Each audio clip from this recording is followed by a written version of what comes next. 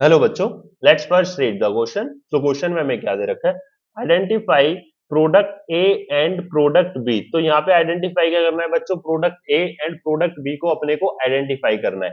तो सबसे पहले अपने पास रिएक्शन क्या है कि भाई साइक्लोहेक्सीन है, उसके ऊपर Cl2 की रिएक्शन करवा रहे हैं। एंड क्या है बच्चों, एक बार किसकी प्रेजेंस में हो रही है? HNO की प्रेजेंस में, और एक बार CCl4 की प्रेजेंस में। जब HNO की प्रेजेंस में हो रही है प्रोडक्ट ए दे रहा है, जब CCl4 की प्रेजेंस में हो रही है प्रोडक्ट बी दे रहा है।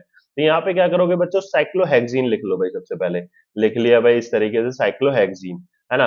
एंड यहाँ पे आपके पास क्या है कि अगर आप देखो तो Cl2 है एंड आपके पास क्या है? HNO है। ठीक है, तो इसको हम लोग किस तरीके से करेंगे बच्चों? तो ये जो HNO होगा ना, तो ये हमारा क्या करेगा? यहाँ पे हमारा रेडिकल की जनरेशन करेगा।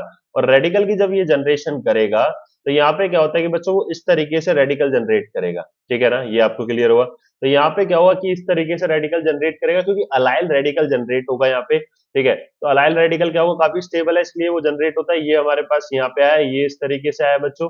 ठीक है ना, ये हो जाएगा यहाँ पे इस तरीके से, और ये हमारा ये हुआ।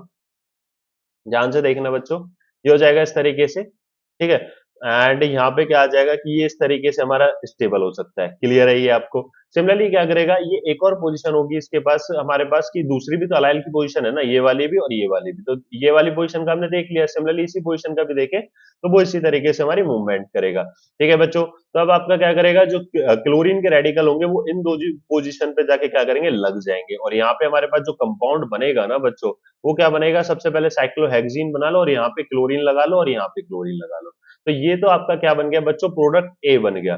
क्या बन गया? प्रोडक्ट ए। तो प्रोडक्ट ए जो अगर हम देखें यहाँ पे, तो ये तो हमारा है ही नहीं, तो ये तो हमारा आंसर होगा ही नहीं। सिमिलरली ये भी आंसर नहीं होगा। अब सी और डी में अगर हम देखें तो प्रोडक्ट ए जो हमारा बन रहा था वो ही बन रहा है। ठीक है, तो इन दोनों में से कोई एक पॉसिबल आंसर है। अब प्रोडक्ट बी की बात कर लेते हैं बच्चों। तो प्रोडक्ट बी के केस में क्या है कि आपके पास क्या है कि साइक्लोहेक्सीन रिंग है, और आपके पास क्या है कि Cl2 है। किसकी प्रेजेंस में रिएक्शन हो रही है? CCl4 की प्रेजेंस में। तो यहाँ पे क्या होता है, क्लोरीन का जो एडिशन होता है वो एंटी एडिशन होता है। एंटी एडिशन का मतलब क्या हुआ कि अगर आप यहाँ पे ध्यान से देखोगे तो ये क्लोरीन इस तरीके से अबव द प्लेन में जाएगा, ये आपका क्लोरीन बिलो द प्लेन में जा रहा होगा। तो इस तरीके से क्या होता है, हमारा एंटी एडिशन होता है क्लोरीन का यहाँ पे। तो यहाँ पे इस तरीके से रिएक्शन बनती है, तो यहाँ पे ये प्रोडक्ट आपका बनेगा। तो प्रोडक्ट बी आपका ये है बच्चों। तो प्रोडक्ट ए अगर हम देखें तो ये वाला प्रोडक्ट ए हमारा है, बिल्कुल सही बात है भाई, ये तो है। एंड प्रोडक्ट बी बिल्कुल यही बन रहा है। प्रोडक्ट ए तो हमारा सही बन रहा था, बट प्रोडक्ट बी अगर आप यहाँ पे देखो तो ये गलत हो गया।